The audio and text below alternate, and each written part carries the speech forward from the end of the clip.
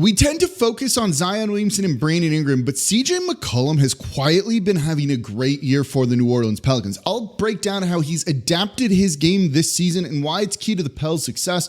Plus, the injury report is filled up yet again. What happened? It's a Friday episode of Locked On Pelicans. Let's go.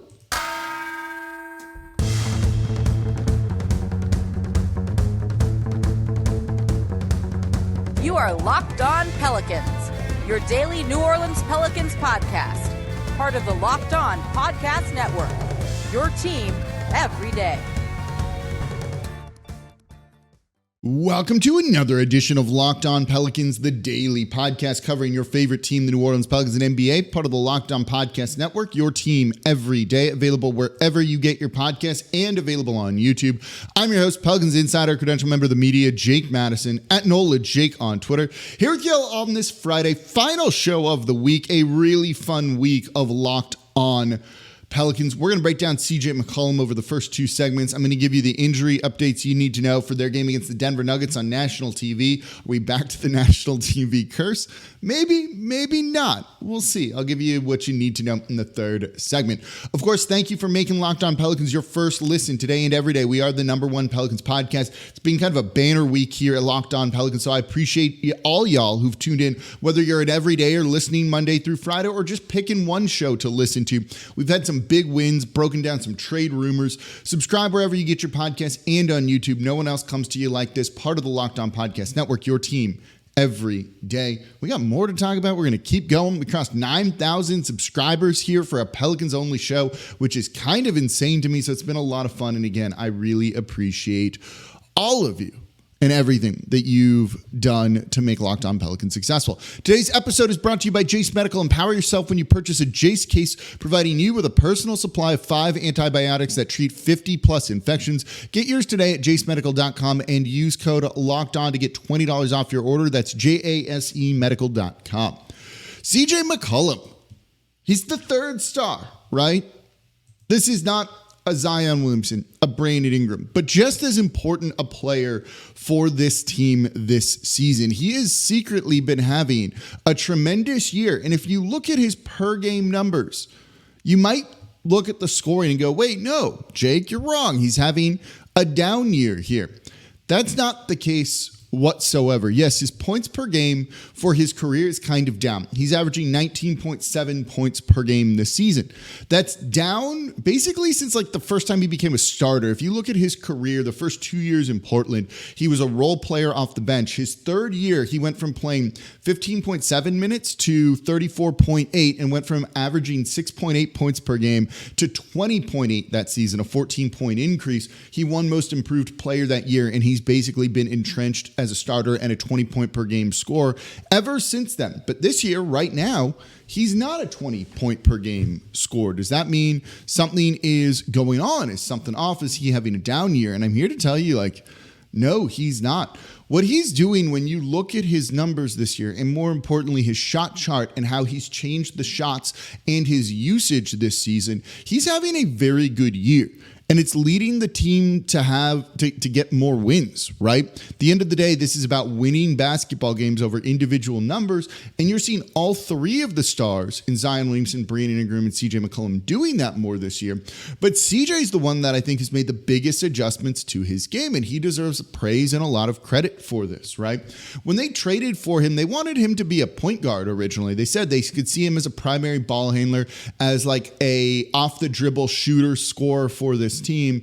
And while he's done that role, last year it wasn't the best. And this year, with a healthy Zion Williamson, with a healthy Brandon Ingram, he's moved more to playing off ball. And you see it in his shot chart this year.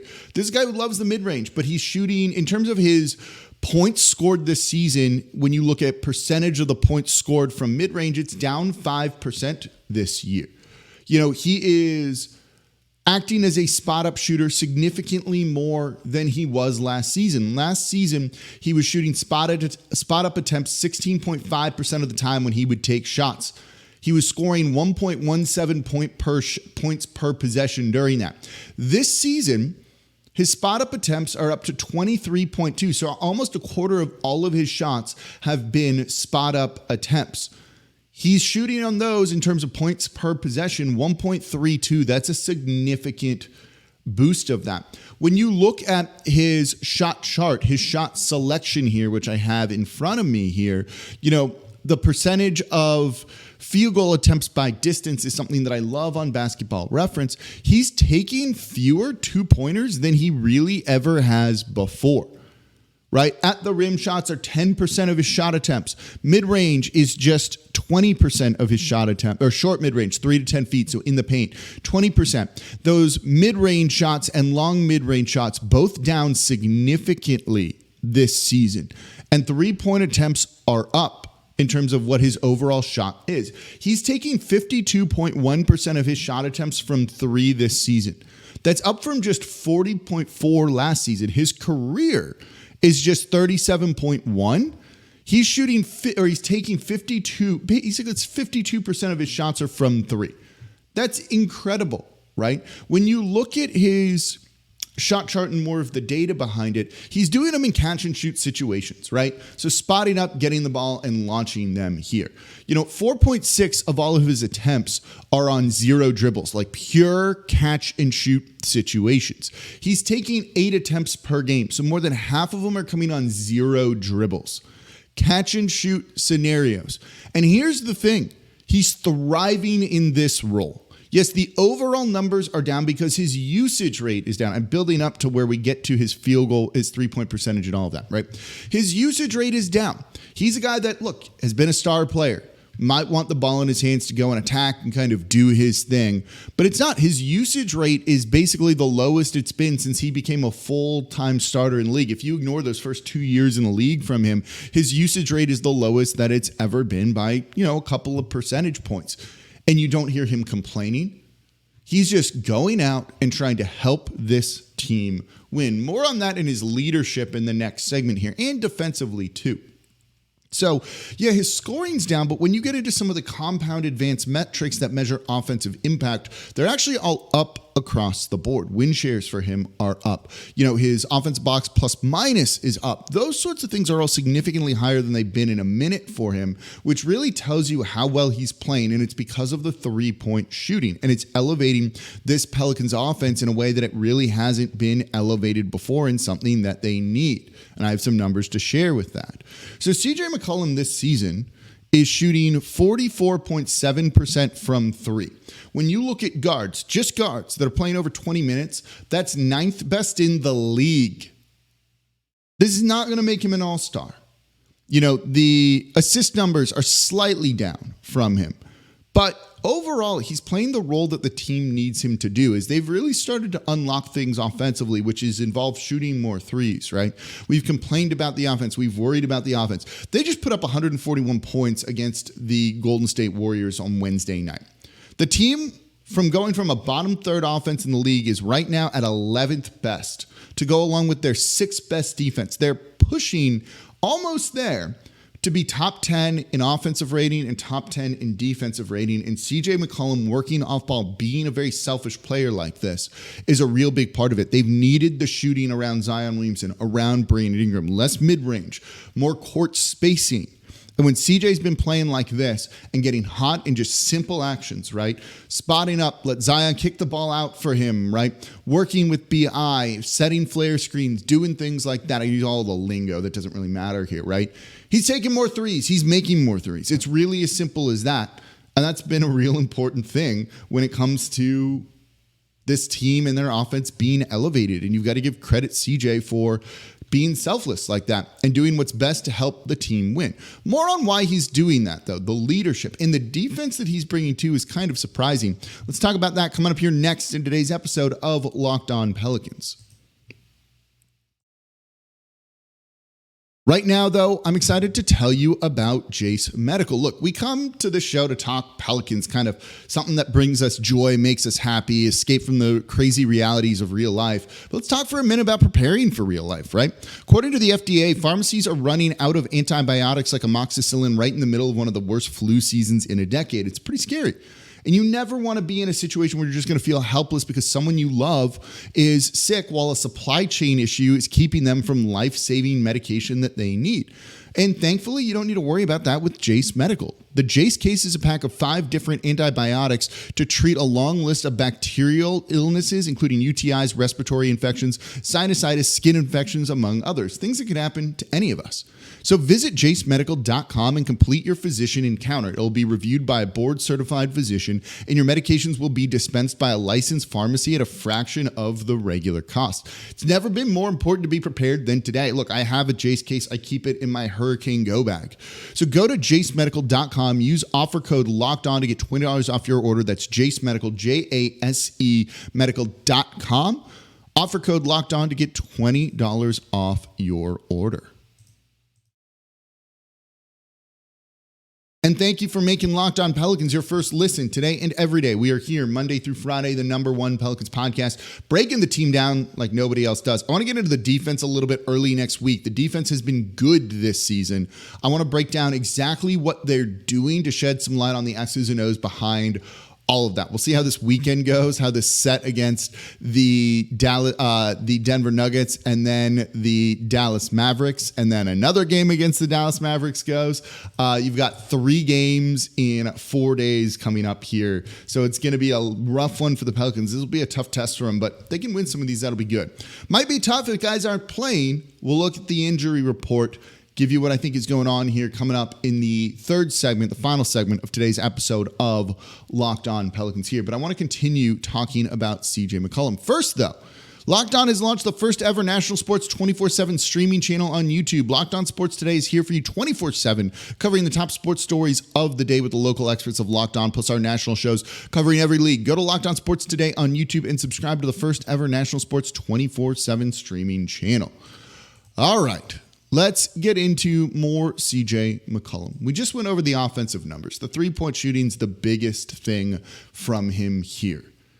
But it's also the leadership and the defense that he's giving you this year. Because look, he's not normally thought of as a defender, but he's not been a bad defender this year.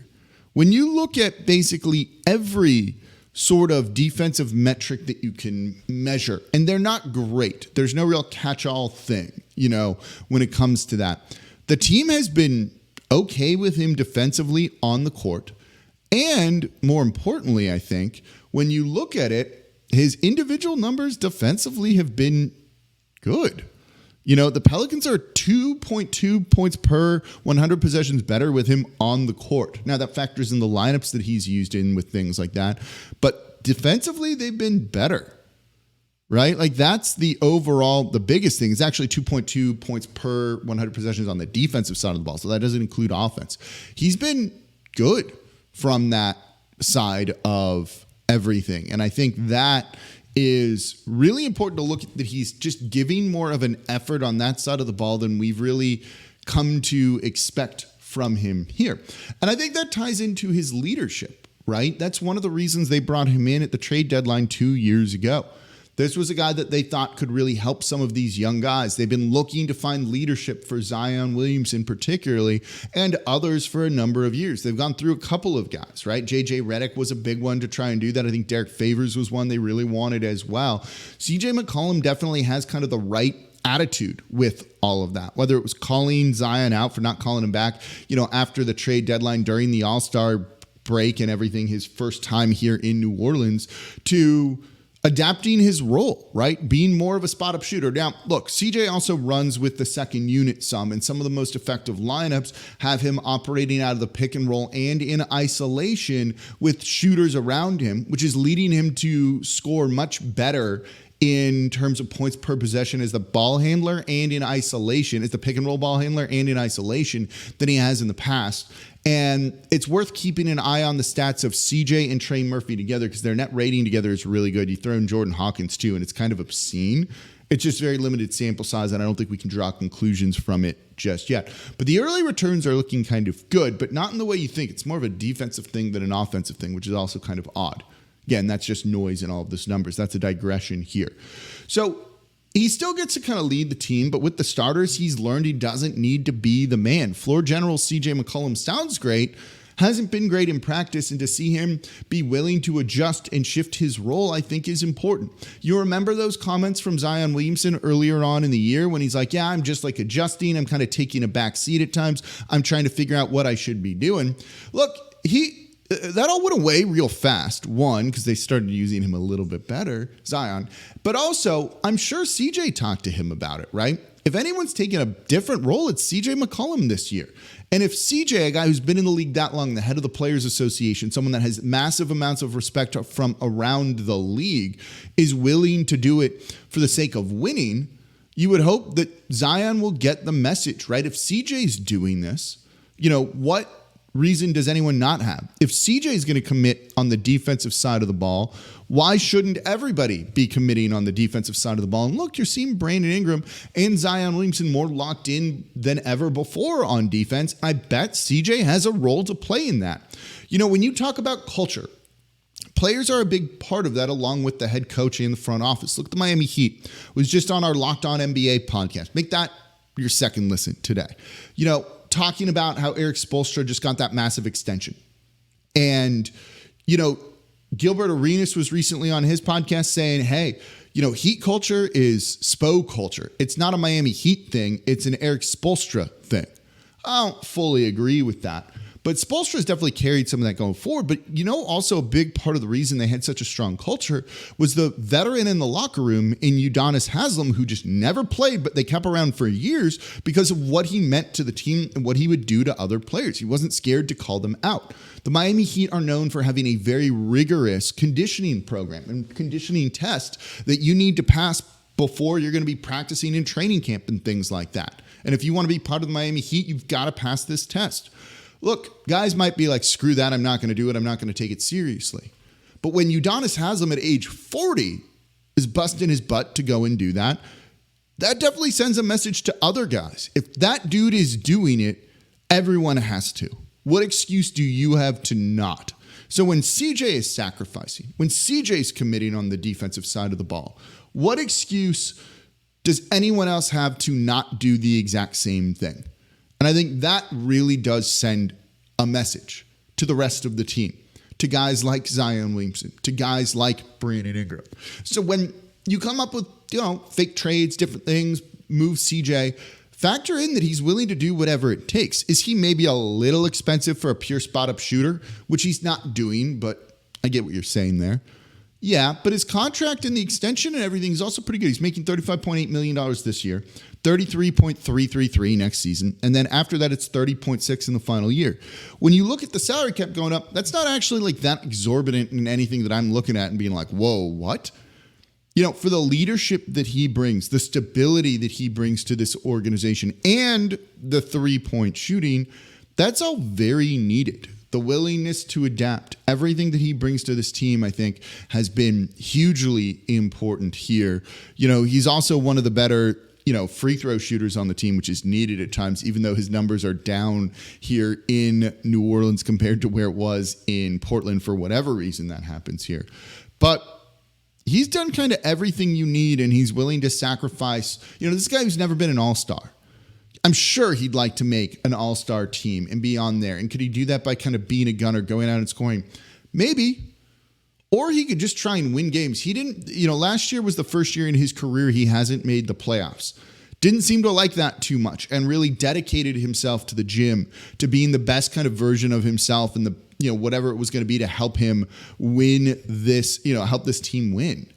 I love having a guy like that on the squad here. So CJ's been really having a good year, definitely deserves his credit for everything that he's brought to the team, the professionalism, the three-point shooting being real big too. Don't get me wrong. All that's important as well. But love seeing what CJ has done this season and then committing defensively, helping this team be a lead on that. More on the defense early on in the next week, maybe on Tuesday, Wednesday, maybe on Monday. We got a bunch of stuff to cover with them back-to-back this weekend. Then they play on Monday. So maybe it'll be like Wednesday. We'll see. We're going to try and get in, talk about the X's and O's of the defense, which might look a little bit different after this weekend, but we're going to kind of do it for a snapshot from the loss to the Lakers to where they are right now, because they are terrifying. And what they're doing schematically is really working, and there's some pretty creative and awesome things there. That's something that's going to be coming next week on the Locked On Pelicans podcast, part of the Locked On Podcast Network, your team every day. Coming up, injury report. It's actually like long. CJ McCollum's on there too. Tell you what you need to know. Tell you what you need to know. There you go. Coming up here next in today's episode of Locked On Pelicans. Right now, though, I'm excited to tell you about PrizePicks. PrizePicks is daily fantasy sports made easy. It's the largest daily fantasy sports platform in North America and the easiest and most exciting way to play DFS. It's just you versus the numbers. Instead of battling thousands of other players, including pros and sharks, you pick more or less on the stat projection for 2 to 6 players and you watch the winnings roll in. And with the NFL playoffs here, NBA season underway, you can get it on a combo projection. Take CJ McCollum and Travis Kelce at a 10.5 combo of 3-pointers made and receptions. And they also offer an injury reboot policy. If you pick a player in basketball or football who exits the game in the first half, doesn't return in the second, player is rebooted. Your entry doesn't just like vanish, go away right there, right? They have an injury insurance policy, and PrizePicks is the only place that has it. Plus, withdrawals are easy, and it's just easy to go through and pick the numbers that you want. So if you want to get involved in it, go to prizepicks.com/lockedonnba. Use code LOCKEDONNBA for a first deposit match up to $100. Again, go to prizepicks.com/lockedonnba for a first time deposit match up to $100. It's free money right there when you use promo code LOCKEDONNBA. PrizePicks, it's daily fantasy sports made easy. And thank you for making Locked On Pelicans your first listen today and every day. We are here Monday through Friday, the #1 Pelicans podcast, breaking down everything you want to know about this Pelicans team. We are covering it all, whether it's the X's and O's, whether it's the trade rumors, the trade talk, all of that. We've got you here on the Locked On Pelicans podcast. Subscribe wherever you get your podcast. There's 9,000 of you who subscribed on YouTube. I appreciate that. Let's keep it growing. This Pelicans team is looking fun right now. Tell a friend about the show as well. We are the #1 Pelicans podcast, part of the Locked On Podcast Network, your team every day. We had over 1,500 of y'all join in for a little bit of time for the live show we did after that Warriors win. That was incredible. We might do another bonus live show. We'll see. Maybe Friday night, maybe not. Maybe Saturday night, maybe not. I'll give you a heads up, and keep an eye here. Subscribe and you'll get notified if and when we go live after those games. Feeling like maybe we do. Okay, so let's look at, tonight's game against the Denver Nuggets. This was always going to be a tough game. But Denver is not playing particularly well.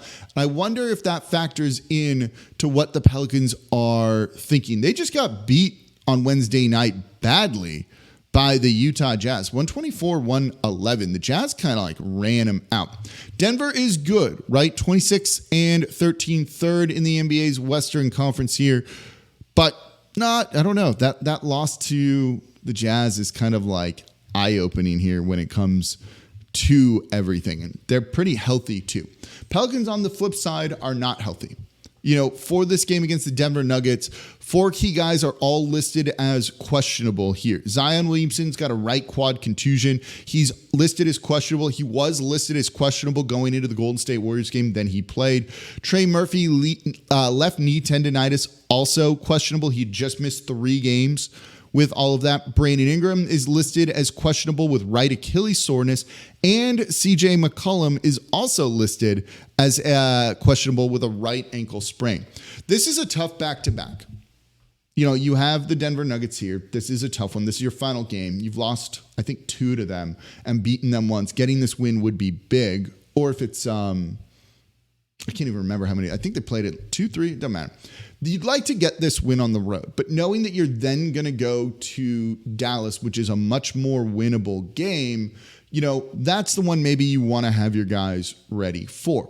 The general prevailing strategy when you are playing on a back-to-back and deciding to rest guys is you play them in the one that you think you can really win, right? Say you were playing against the Detroit Pistons on the second night of a back-to-back, playing Denver on the first night. You would rest guys against Denver and still play them against the Pistons because you want to make sure you get that win. Playing them against Denver, if you can only pick one, doesn't guarantee you the win there. Playing them against a team like the Pistons does. This is not exactly that scenario here, but if they feel that the Dallas game is more winnable than the Denver Nuggets game, and Dallas just had an awful loss to the Memphis Grizzlies that makes them such a disappointing team. They got smoked 120-103 by a team that didn't have Desmond Bane or Jaren Jackson Jr. and didn't have John Morant, and then also lost Marcus Smart for like half the game because he's out for like a couple of weeks now with like whatever he did to his finger dislocated. It's something else. So you definitely feel you can beat the Dallas Mavericks more confidently than you do the Denver Nuggets. So if you're going to rest guys on the second night, on a back-to-back, you rest them now on the first night of the back-to-back and then play them against Dallas. So I wouldn't be shocked if all of these guys sit out and then they play against the Dallas Mavericks on the second night here and then play, on Monday against that team too. And just makes it a little bit easier, a little bit better for you to try and get those wins against the team that you're competing a little bit closer with in the standings here, and that you also have a chance to win the season series against, or at least split, because Dallas and the Pelicans are 1-1 so far. So that's kind of what I expect. I would be shocked if they all play. The disappointing thing is it's ESPN, right? We just talked about in yesterday's show about changing the narrative around this Pelicans team, right? Now, finally, you can talk about it. They're putting it together. They're playing. You trust this team, all of those things. And then your next national TV game, it's like, oh, and nobody's going to be playing. That's not going to be a fun situation. It's going to create more noise and narrative around Zion Williamson. That's going to all be negative, but it is probably strategically the best thing. One of the questions in the live show yesterday was like, Zion's playing and it seems like the rest strategy and everything that they're doing is working. And the answer to that is like, yeah, he's playing games. They're winning games. That's the most important thing here. So even if they do that and they kind of punt this game against the Denver Nuggets, and they'll never like really admit this, right? But this is, again, the prevailing strategy that teams use. It'll be a little bit disappointing, but you've got to take the long view, the long outlook with all of this. And I think that is the biggest thing. So would like to make sure that this team goes out and wins tons of games. So maybe it's better to do that in 2 games against the Dallas Mavericks. No matter what, the Pelicans have done a very good job on this tough stretch of schedule here. These 3 games are going to be tough. If you can go, 2-1, I think that would be great. 1-2 doesn't even look terrible here either. You'd be, at that point, they're 4-1 in January, right? So you'd be 5-1, something like that. I forget what it is. And that also would work. So let's see what they keep doing here. But Pelicans trending in the right direction with everything. I want to see them keep it going. Just injuries coming up at the wrong time, but I think this is mainly going to be rest, and these guys will be okay. They'll play minutes, and it'll end up being all fine. So that's going to do it for this episode of Locked On Pelicans. Maybe some bonus shows over the weekend. Let me see how I'm feeling. If I just need a break, I'll let you know soon with all of that. Maybe we'll at least do it on one of these games, maybe the Dallas game. Whatever one all the guys playing is probably what we'll likely do, if not both of them, depending on what happens. So subscribe to the Locked On Pelicans YouTube page for those shows when they go live. And as always, I'm your host, Jake Madison, at NOLA Jake on Twitter. This has been the Locked On Pelicans podcast, part of the Locked On Podcast Network, your team every day. And I'll see y'all next time.